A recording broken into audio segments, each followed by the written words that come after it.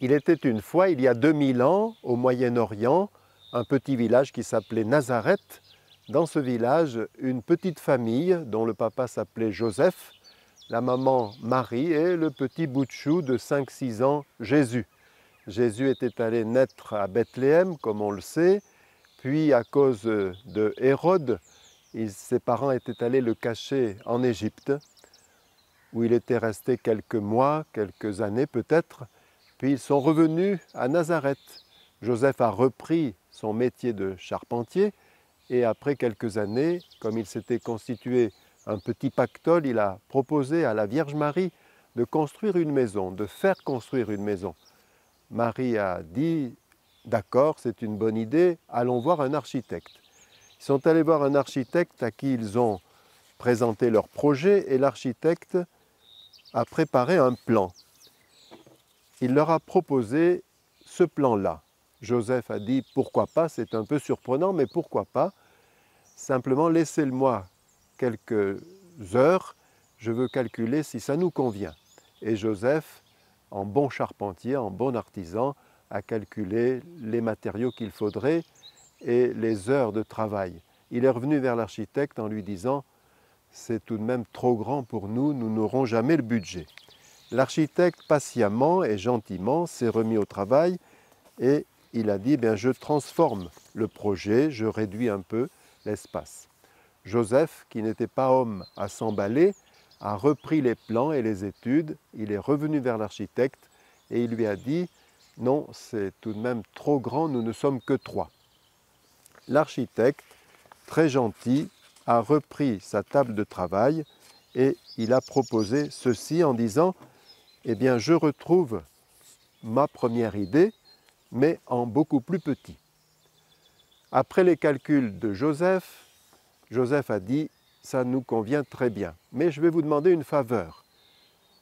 À Nazareth, le climat est bon, mais certaines nuits d'hiver sont fraîches. Alors si vous pouviez nous prévoir une cheminée à l'intérieur, ça permettrait d'ailleurs à Marie de cuisiner, non pas sur 3 pierres devant la porte, mais à l'intérieur. » L'architecte a dit « C'est assez facile, ça va réduire un peu l'espace, mais ça va ajouter à l'esthétique. » Et voilà le projet. Joseph a dit « C'est très bien ». Marie, qui n'avait encore pas dit grand-chose, a dit à ce moment-là « Moi, je fais confiance à Joseph, mais j'aimerais savoir comment vous avez agencé les différentes pièces à l'intérieur. » Pas compliqué, dit l'architecte, il suffit d'ouvrir le plan. Il a pris ses grands ciseaux et il a coupé.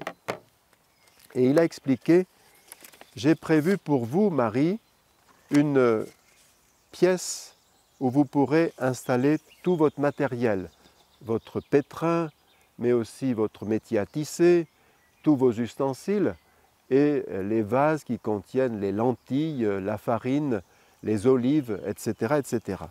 Puis j'ai prévu à côté une pièce de même dimension qui sera votre pièce à vivre, c'est-à-dire votre salle à manger, votre salon, là où vous recevrez.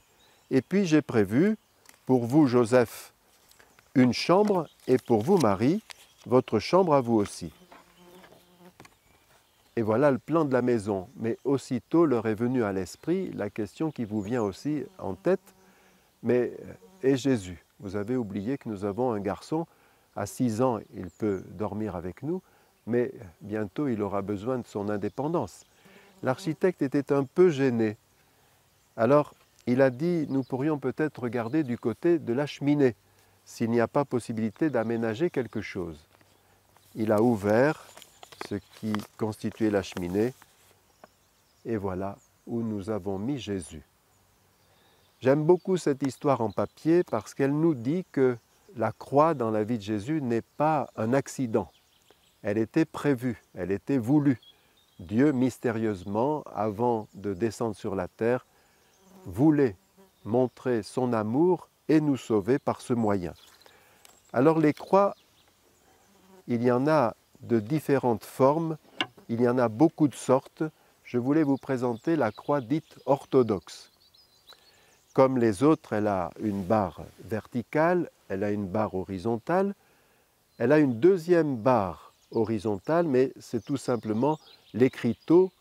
Les croix catholiques ont aussi cet écriteau sur lequel Pilate avait fait apposer le motif de la condamnation de Jésus, qui d'ailleurs a fait polémique. Les chefs du peuple, les chefs des prêtres, ne voulaient pas qu'il soit libellé, que Jésus soit le roi des Juifs, Jésus de Nazareth, roi des Juifs. Entre parenthèses, on peut voir qu'en français, JNRJ, ça constitue un jeu de mots qu'un enfant avait relevé, Jésus, notre énergie. Mais il y a une quatrième barre qui est oblique. Alors, qu'est-ce qu'elle signifie? Il y a trois interprétations. Elle peut simplement rappeler que Jésus a peut-être, ça n'est pas sûr au niveau historique, bénéficié d'un point d'appui en bois sous ses pieds, en plus du clou qui retenait les deux pieds. Certains disent que cette croix qui part du côté gauche du Christ vers la droite, ou le contraire, je ne sais plus bien, signifierait le mauvais choix du mauvais larron. Vous vous rappelez, le bon larron dit au Seigneur, « Prends-moi avec toi dans ton royaume » et Jésus lui dit, « Je te le dis en vérité, aujourd'hui même tu seras avec moi dans le paradis ». Alors que le mauvais larron avait dit ce que les autres, les passants disaient, « Si tu es le Fils de Dieu, descends de la croix et nous avec ». Il y a une autre explication très belle. Pour la comprendre, il faut se rappeler simplement qu'avant les balances électroniques, il y avait les balances à plateau. Quand le boucher ou le vendeur ou le commerçant mettait l'objet, l'animal ou la marchandise à peser, eh bien le plateau, l'autre plateau levait, puisque forcément il était plus lourd, et le fléau, la flèche du milieu, n'était plus parallèle à la barre verticale. Alors dans ce cas-là, on ajoutait des poids jusqu'à ce que les deux plateaux soient à équivalence et que le fléau surtout soit parfaitement au milieu. Si le fléau n'est pas au milieu et s'il reste comme ceci, ça veut dire qu'un plateau reste plus lourd. Ce qui signifie que l'amour de Dieu, le poids d'amour de Dieu qui s'est déployé, qui s'est développé, qui s'est révélé sur la croix, sera toujours plus lourd que tous nos péchés, les péchés de chacun et les péchés du monde entier. Et cela avait été prophétisé. Allez donc lire dans le livre du prophète Daniel, chapitre 5, verset 27, le roi Balthazar, qui détient ces trois jeunes Hébreux en prison, qui les martyrise, qui les persécute, voit soudain apparaître une main venue de nulle part et qui écrit des inscriptions qu'il ne sait pas lire sur le mur du palais. Il fait appeler ses devins qui sont incapables de les interpréter. Alors on fait venir Daniel, dont on sait qu'il sait interpréter les songes et qui a beaucoup de charisme. Et Daniel lit « Méné, Méné, Tekel ou Parsin », ce qui signifie « Tu as été pesé sur la balance et tu as été trouvé léger ». Eh bien, que ce soit notre espérance.